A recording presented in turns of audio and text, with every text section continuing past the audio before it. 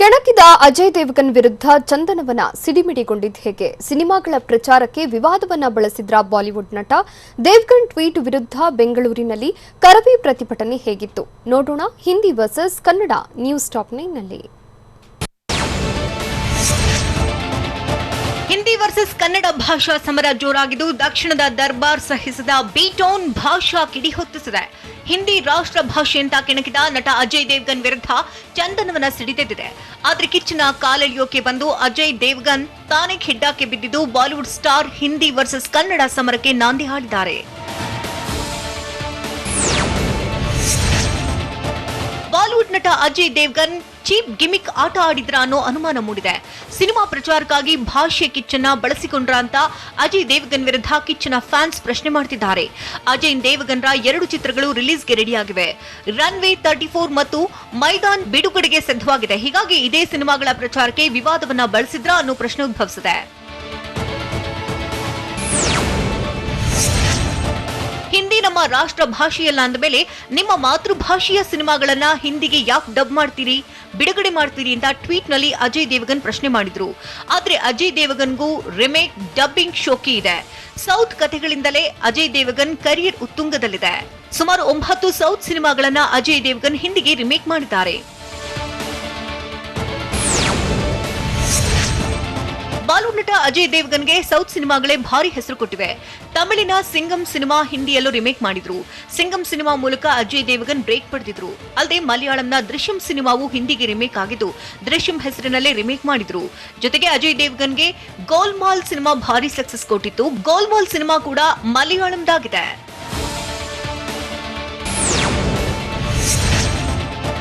ಕಿಚ್ಚ ಸುದೀಪ್ ನಟಿಸಿದ ಈಗ ಸಿನಿಮಾ ಹಿಂದಿಗೆ ಮಕ್ಕಿ ಅಂತ ಡಬ್ ಮಾಡಿದ್ರು. ಅಲ್ಲದೆ ಮಕ್ಕಿ ಸಿನಿಮಾಗೆ ಅಜಯ್ ದೇವಗನ್ ಕೂಡ ವಾಯ್ಸ್ ಕೊಟ್ಟಿದ್ರು. ಇದೇ ಅಜಯ್ ದೇವಗನ್ ಇಂಟ್ರೋ ವಾಯ್ಸ್ ಕೊಟ್ಟಿದ್ರು. ಆದ್ರೀಗ ಹಿಂದಿಗೆ ಯಾಕೆ ಡಬ್ ಮಾಡ್ತೀರಾ ಅಂತ ಪ್ರಶ್ನಿಸಿದ್ದು ಬಾಲಿವುಡ್ ಸ್ಟಾರ್ಸ್ ಅನುಕೂಲಕ್ಕೆ ತಕ್ಕಂತೆ ನಿಲುವು ಬದಲಿಸ್ತಾರಾ ಅನ್ನೋ ಪ್ರಶ್ನೆ ಹುಟ್ಟುವಂತೆ ಮಾಡಿದೆ.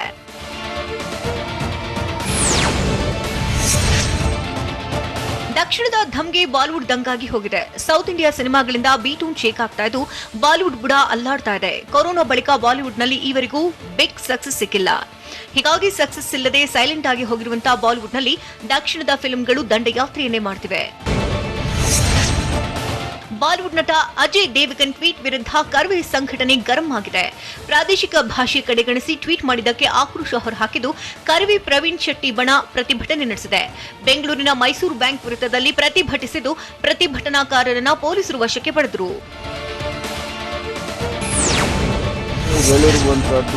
ನಟ ಸುದೀಪ್ ಹೇಳಿದ್ದು ಸರಿ ಇದೆ ಅಂತ ಮುಖ್ಯಮಂತ್ರಿ ಬಸವರಾಜ ಬೊಮ್ಮಾಯಿ ಸಹ ಬೆಂಬಲ ಸೂಚಿಸಿದ್ದಾರೆ. ಹುಬ್ಬಳ್ಳಿ ವಿಮಾನ ನಿಲ್ದಾಣದಲ್ಲಿ ಮಾತನಾಡಿದಂತಹ ಸಿಎಂ ನಮ್ಮ ರಾಜ್ಯದಲ್ಲಿ ಪ್ರಾದೇಶಿಕ ಭಾಷೆಯೇ ಸಾರ್ವಭೌಮ ಅಂತ ಹೇಳಿದ್ರು. ಇನ್ನು ದೇಶದಲ್ಲಿ ಎಲ್ಲಾ ಭಾಷೆಗೂ ಸಮಾನ ಮಾನ್ಯತೆ ಇದೆ ಅಂತ ಕೆಪಿಸಿಸಿ ಅಧ್ಯಕ್ಷ ಡಿಕೆ ಶಿವಕುಮಾರ್ ತಿಳಿಸಿದ್ರು. ನಾವು ಕನ್ನಡಿಗರು, ನಮ್ಮದು ಧ್ವಜ ಇದೆ, ಭಾಷೆ ಇದೆ, ನಮ್ಮದೇ ಆದ ಸ್ವಾಭಿಮಾನ ಇದೆ. 500 ರೂಪಾಯಿ ನೋಟಿನಲ್ಲಿ ಎಲ್ಲಾ ಭಾಷೆಗಳು ಇದ್ದು ದೇಶದ ಎಲ್ಲಾ ಕಡೆ ಚಲಾವಣೆ ಆಗುತ್ತೆ. ಹೀಗಿದ್ದ ಮೇಲೆ ಎಲ್ಲಾ ಭಾಷೆಗೂ ಸಮಾನ ಮಾನ್ಯತೆ ಇದೆ ಅಂತ ಡಿಕೆಶಿ ಹೇಳಿದ್ದಾರೆ. ಜ್ಞಾನಜ್ಯೋತಿ ಶಾಲೆಯಲ್ಲಿ ಮಹಾ ಅಕ್ರಮ ಬಯಲಾಗಿದೆ ಹೇಗೆ? ಕಿಂಗ್ ಪಿನ್ಗಳ ಸಂಪರ್ಕ ಹೊಂದಿದವರಿಗೆ ಸಂಕಷ್ಟ ಕಾದಿದ್ಯಾ? ತಲೆಮೆರೆಸಿಕೊಳ್ಳಲು ನೆರವಾಗಿದ್ರೂ ಸಂಕಷ್ಟ ಫಿಕ್ಸ್ ಆಗುತ್ತಾ ನೋಡೋಣ. ಎಕ್ಸಾಮ್ ಕಳ್ಳಾಟ ನ್ಯೂಸ್ ಟಾಪ್ 9 ನಲ್ಲಿ. ಪಿಎಸ್ಐ ಪರೀಕ್ಷೆಯ ಗೋಲ್ಮಾಲ್ ಬಗ್ಗೆ ಸಿಐಡಿ ತನಿಖೆಯಲ್ಲಿ ಸ್ಫೋಟಕ ಮಾಹಿತಿ ಬಯಲಾಗಿದೆ. ಕಿಂಗ್ ಪಿನ್ ದಿವ್ಯಾ ಹಾಗರಗಿ ಒಡೆತನದ ಜ್ಞಾನಜ್ಯೋತಿ ಇಂಗ್ಲಿಷ್ ಶಾಲೆಯಲ್ಲೇ ಮಹಾ ಅಕ್ರಮ ನಡೆದಿದ್ದು ಇದೇ ಕೇಂದ್ರದಲ್ಲಿ ಪರೀಕ್ಷೆ ಬರೆದಿದ್ದ 11 ಅಭ್ಯರ್ಥಿಗಳು ಪಿಎಸ್ಐ ತಾತ್ಕಾಲಿಕ ಪಟ್ಟಿಯಲ್ಲಿ ಆಯ್ಕೆಯಾಗಿದ್ದಾರೆ. ಹೀಗಾಗಿ ಜ್ಞಾನಜ್ಯೋತಿ ಶಾಲೆಯಲ್ಲಿ ಗೋಲ್ಮಾಲ್ ನಡೆದಿರೋದು ಮತ್ತೆ ಸಾಬೀತಾಗಿದೆ.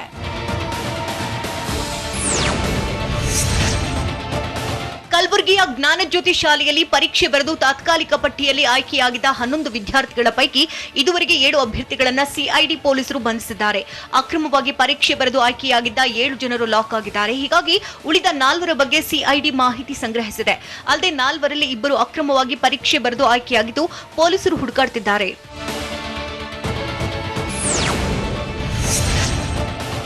ಎಕ್ಸಾಮ್ ಅಕ್ರಮದ ಕಿಂಗ್ ಪಿನ್ಗಳ ಜೊತೆ ಸಂಪರ್ಕ ಹೊಂದಿದವರಿಗೆ ಸಂಕಷ್ಟ ಎದುರಾಗಿದೆ. ಕಿಂಗ್ ಪಿನ್ಗಳ ಜೊತೆ ಲಿಂಕ್ ಹೊಂದಿರುವವರ ವಿಚಾರಣೆ ನಡೆಸ್ತಾ ಇದ್ದಾರೆ. ಕಲಬುರಗಿಯ ಬಿಜೆಪಿ ನಾಯಕಿ ದಿವ್ಯಾ ಸಂಪರ್ಕದಲ್ಲಿದ್ದವರನ್ನ ಬೇರೆ ಬೇರೆ ಸ್ಥಳಗಳಿಗೆ ಕರೆದು ಸಿಐಡಿ ವಿಚಾರಣೆ ನಡೆಸ್ತಾ ಇದ್ದು ಪರೀಕ್ಷಾ ಅಕ್ರಮ, ಹಣಕಾಸಿನ ವ್ಯವಹಾರದ ಬಗ್ಗೆ ಮಾಹಿತಿ ಸಂಗ್ರಹಿಸುತ್ತಿದ್ದಾರೆ.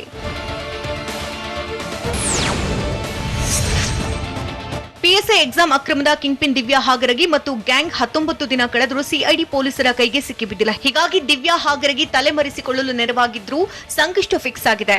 ಆರೋಪಿ ಪರಾರಿಯಾಗಲು ನೆರವು ನೀಡಿದವರ ಬಂಧಿಸ್ತಾ ಇದ್ದಾರೆ. ನೆರವು ನೀಡಿದ ಕೆಲವರನ್ನ ಬಂಧಿಸಿ ಸಿಐಡಿ ವಿಚಾರಣೆ ನಡೆಸ್ತಾ ಇದ್ದು ದಿವ್ಯಾ ಹಾಗರಗಿ ಬಗ್ಗೆ ಮಾಹಿತಿ ಸಂಗ್ರಹಿಸುತ್ತಿದ್ದಾರೆ.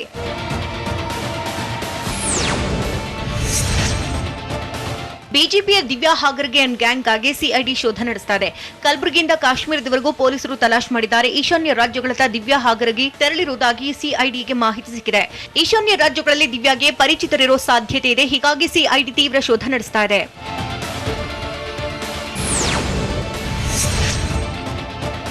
ಪಿಎಸ್ಐ ಪರೀಕ್ಷಾ ಅಕ್ರಮದ kingpin Divya Hagaragi nursing college saloon ನಡೆಸ್ತಾ ಇದ್ದು, ಹೀಗಾಗಿ ಈಶಾನ್ಯ ರಾಜ್ಯಗಳಿಂದ ಕಾರ್ಮಿಕರನ್ನ ಕರೆತಂದಿದ್ದ ದಿವ್ಯಾ ಅಲ್ಲಿನ ಲಿಂಕ್ ಬಳಸಿ ಈಶಾನ್ಯ ರಾಜ್ಯಗಳಲ್ಲಿ ಅಡಗಿರುವ ಶಂಕೆ ಇದೆ. ಹೀಗಾಗಿ ದಿವ್ಯಾ ಹಾಗರಗಿಗೆ ಈಶಾನ್ಯ ರಾಜ್ಯಗಳಲ್ಲೂ ಶೋಧ ನಡೆಸಿದೆ.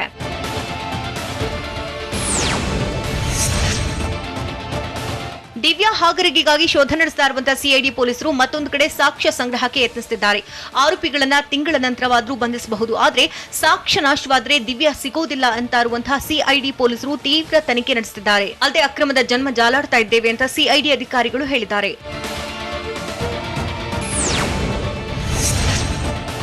ಪರೀಕ್ಷೆ ಅಕ್ರಮ ಪ್ರಕರಣದ ಮತ್ತೋರ್ವ ಕಿಂಗ್ಪಿನ್ ಮಂಜುನಾಥ ಮೇಳಕುಂದಿ ನಾಪತ್ತೆಯಾಗಿದ್ದು ಇನ್ನೂ ಸಿಕ್ಕಿಲ್ಲ. ಕಲಬುರಗಿ ನೀರಾವರಿ ಇಲಾಖೆಯಲ್ಲಿ ಎಇ ಆಗಿರುವ ಮೇಳಕುಂದಿ ಎಂಟೆಕ್ ಪದವೀಧರನಾಗಿದ್ದಾನೆ. ಪರೀಕ್ಷಾ ಅಕ್ರಮಕ್ಕೆ ಎಲೆಕ್ಟ್ರಾನಿಕ್ ಡಿವೈಸ್ ತರಿಸ್ತಾ ಇದ್ದ ಮೇಳಕುಂದಿ ಎಲೆಕ್ಟ್ರಾನಿಕ್ ಡಿವೈಸ್ ಬಳಸುವುದರಲ್ಲಿ ಪರಿಣಿತಿ ಹೊಂದಿದ್ದ ಅಂತ ಹೇಳಲಾಗ್ತಿದೆ.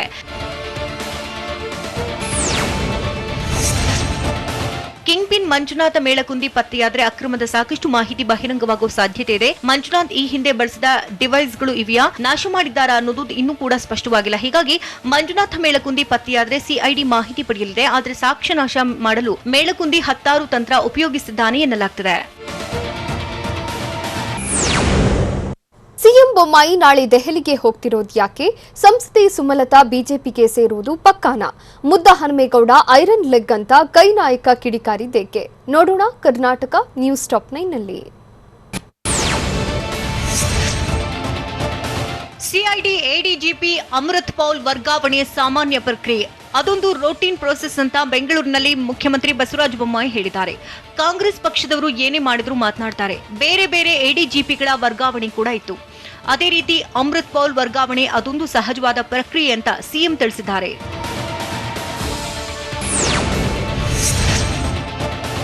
ಮುಖ್ಯಮಂತ್ರಿ ಬಸವರಾಜ ಬೊಮ್ಮಾಯಿ ಮತ್ತೆ ದೆಹಲಿ ಪ್ರವಾಸ ಕೈಗೊಳ್ತಾ ಇದ್ದಾರೆ. ನಾಳೆ ಸಂಜೆ ದೆಹಲಿಗೆ ಹೋಗ್ತಾ ಇದ್ದೇನೆ, ಆದರೆ ಹೈಕಮಾಂಡ್ ನಾಯಕರ ಭೇಟಿ ಉದ್ದೇಶದಿಂದ ತೆರಳುತ್ತಾ ಇಲ್ಲ ಅಂತ ಬೆಂಗಳೂರಿನಲ್ಲಿ ಸಿಎಂ ಬೊಮ್ಮಾಯಿ ಹೇಳಿದ್ದಾರೆ. ಎಲ್ಲ ರಾಜ್ಯಗಳ ಸಿಜೆಗಳು ಸಿಎಂಗಳ ಸಭೆಯಲ್ಲಿ ಭಾಗಿಯಾಗ್ತೇನೆ. ಏಪ್ರಿಲ್ 30ರಂದು ನಡೆಯುವಂತಹ ಸಭೆಯಲ್ಲಿ ಭಾಗಿಯಾಗಲು ತೆರಳುತ್ತಾ ಇದ್ದೇನೆ ಅಂತ ಸಿಎಂ ತಿಳಿಸಿದ್ದಾರೆ.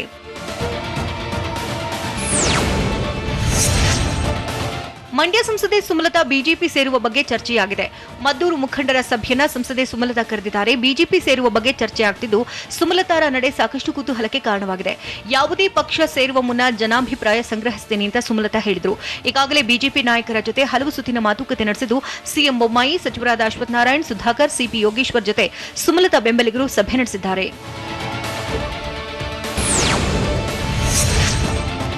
ಕುಣಿಗಲ್ ಕ್ಷೇತ್ರದಲ್ಲಿ ಕಾಂಗ್ರೆಸ್ ಟಿಕೆಟ್ಗಾಗಿ ಫೈಟ್ ಜೋರಾಗಿದ್ದು ನಾಯಕರ ಮಧ್ಯೆ ವಾಕ್ಸಮರ ಮುಂದುವರೆದಿದೆ.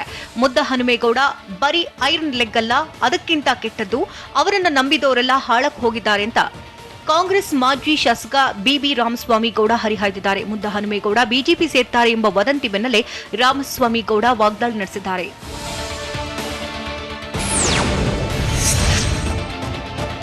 ಕಾಮಗಾರಿ ಹಣ ಬಿಡುಗಡೆ ಮಾಡದಿದ್ರೆ ಆತ್ಮಹತ್ಯೆ ಮಾಡಿಕೊಳ್ತೇವೆ ಅಂತ ಅಧಿಕಾರಿಗಳ ಮುಂದೆ ಗುತ್ತಿಗೆದಾರರು ಅಳಲು ತೋಡ್ಕೊಂಡಿದ್ದಾರೆ. ಕೊಪ್ಪಳದ ತಾಲೂಕು ಪಂಚಾಯಿತಿ ಸಭಾಭವನದಲ್ಲಿ ನಡೆದ ಸಭೆಯಲ್ಲಿ 4 ವರ್ಷಗಳಿಂದ ಕಾಮಗಾರಿ ಬಾಕಿ ಹಣ ಬಿಡುಗಡೆಯಾಗಿಲ್ಲ. ಸಂತೋಷ್ ಪಾಟೀಲ್ ಹಾದಿಯನ್ನೇ ನಾವು ಹಿಡಿಯಬೇಕಾಗುತ್ತೆ. ಬಾರಿ ಮೊತ್ತ ಬಿಡುಗಡೆ ಮಾಡದಿದ್ರೆ ಆತ್ಮಹತ್ಯೆ ಮಾಡಿಕೊಳ್ತೇವೆ ಅಂತ ಜಿಲ್ಲಾ ಪಂಚಾಯಿತಿ ಯೋಜನಾ ನಿರ್ದೇಶಕ ಕೃಷ್ಣಮೂರ್ತಿ ಮುಂದೆ ಅಳಲು ತೋಡ್ಕೊಂಡಿದ್ದಾರೆ. ಹುಬ್ಬಳ್ಳಿ ಧಾರವಾಡ ನೀರು ಸರಬರಾಜು ಖಾಸಗೀಕರಣಕ್ಕೆ ಜಲಮಂಡಳಿಯಿಂದ ಸಾರ್ವಜನಿಕ ನೋಟಿಸ್ ಜಾರಿ ಮಾಡಲಾಗಿದೆ. ಜಲಮಂಡಳಿಯಡಿ ಕಾರ್ಯನಿರ್ವಹಿಸ್ತಾ ಇದ್ದ ನೌಕರರು L&T ಕಂಪನಿಗೆ ಹಸ್ತಾಂತರಗೊಂಡಿರೋ ನೀರು ಸರಬರಾಜು ಮಾಡುತ್ತಿದ್ದಾರೆ. ಇದೀಗ ಆ ಕಂಪನಿಯಡಿ ಕೆಲಸ ಮಾಡಬೇಕಾಗಿರುವಂತಹ ನೌಕರರು ಹಸ್ತಾಂತರ ಮಾಡದಂತೆ ಆಗ್ರಹಿಸಿದ್ದಾರೆ. ರಾಜ್ಯ ಬಿಜೆಪಿ ಸರ್ಕಾರವನ್ನ ಟೀಕಿಸಿದ್ದೇಕೆ ತೆಲಂಗಾಣ ಸಿಎಂ ಕೆಸಿಆರ್. ಮಹಾರಾಷ್ಟ್ರ ತೈಲದ ಮೇಲಿನ ವ್ಯಾಟ್ ಕಡಿಮೆ ಮಾಡಲಿ ಅಂತ ಆಗ್ರಹಿಸಿದ್ಯಾರು? ಕೊರೋನಾ ರೂಪಾಂತರಿ ಬಗ್ಗೆ ಇನ್ಸಕಾಂಗ್ ಹೇಳಿದ್ದೇನು? ನೋಡೋಣ ನ್ಯಾಷನಲ್ ನ್ಯೂಸ್ ಟಾಪ್ 9 ನಲ್ಲಿ. ತೆಲಂಗಾಣದ ಸಿಎಂ ಕೆ ಚಂದ್ರಶೇಖರ್ ರಾವ್ ಹಿಜಾಬ್ ವಿಚಾರದಲ್ಲಿ ಕರ್ನಾಟಕ ಸರ್ಕಾರವನ್ನ ಟೀಕಿಸಿದ್ದಾರೆ. ಬಿಜೆಪಿಯು ಕೋಮು ಸೌಹಾರ್ದತೆಗೆ ಧಕ್ಕೆ ತರ್ತಾ ಇದೆ, ಭಾರತದಲ್ಲಿ ದ್ವೇಷ ಬೆಳೆಯಲು ಅವಕಾಶ ಕೊಡಬಾರದು ಅಂತ ಕೆ ಚಂದ್ರಶೇಖರ್ ರಾವ್ ಹೇಳಿದ್ದಾರೆ. ಕರ್ನಾಟಕದಲ್ಲಿ ಹಲಾಲ್ ವಿವಾದ ಕೂಡ ಬೆಳೀತು, ನಿಜವಾದ ವಿಷಯಗಳತ್ತ ಗಮನ ಹರಿಸಬೇಕು ಅಂತ ತೆಲಂಗಾಣದ ಸಿಎಂ ಕೆ ಚಂದ್ರಶೇಖರ್ ರಾವ್ ಹೇಳಿದ್ದಾರೆ.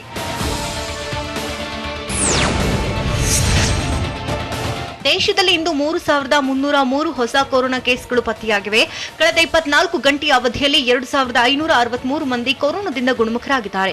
ದೇಶದಲ್ಲಿ ಕೊರೋನಾ ಸಕ್ರಿಯ ಕೇಸ್ಗಳ ಸಂಖ್ಯೆ 16,980ಕ್ಕೆ ಏರಿಕೆಯಾಗಿದೆ. ನಿತ್ಯದ ಕೊರೋನಾ ಟೆಸ್ಟಿಂಗ್ ಪಾಸಿಟಿವಿಟಿ ದರವು 0.60 ಮಾತ್ರ ಇದೆ. ಕಳೆದ 24 ಗಂಟೆಯ ಅವಧಿಯಲ್ಲಿ ಕೊರೋನಾದಿಂದ 39 ಮಂದಿ ಸಾವನ್ನಪ್ಪಿದ್ದಾರೆ.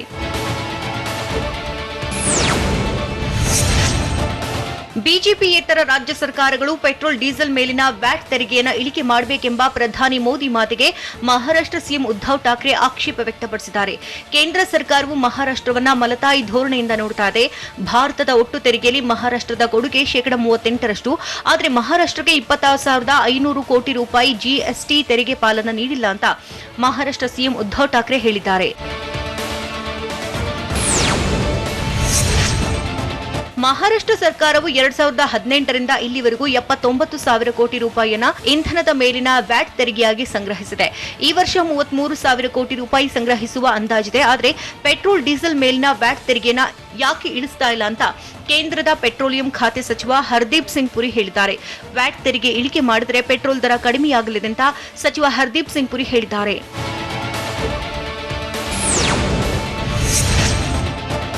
ದೇಶದಲ್ಲಿ ಐಪಿಸಿ ಸೆಕ್ಷನ್ 124(a) ಅಡಿ ದಾಖಲಿಸ್ತಾ ಇರುವಂತಹ ದೇಶದ್ರೋಹದ ಕೇಸ್ ಸೆಕ್ಷನ್ ರದ್ದು ಕೋರಿ ಸಲ್ಲಿಸಿರುವಂತಹ ಅರ್ಜಿಗಳನ್ನು ಸುಪ್ರೀಂ ಕೋರ್ಟ್ ವಿಚಾರಣೆಗೆ ಕೈಗೆತ್ತಿಕೊಂಡಿದೆ. ಈ ವಾರದೊಳಗಾಗಿ ಅರ್ಜಿಗೆ ಕೇಂದ್ರ ಸರ್ಕಾರದ ಉತ್ತರವನ್ನು ಸಲ್ಲಿಸುವಂತೆ ಸೂಚಿಸಿದೆ. ದೇಶದ್ರೋಹ ಕಾಯ್ದೆಯ ಸಂವಿಧಾನಿಕತೆಯನ್ನ ಪ್ರಶ್ನೆ ಮಾಡಿ ಅನೇಕರು ಸುಪ್ರೀಂ ಕೋರ್ಟ್ಗೆ ಅರ್ಜಿ ಸಲ್ಲಿಸಿದರು.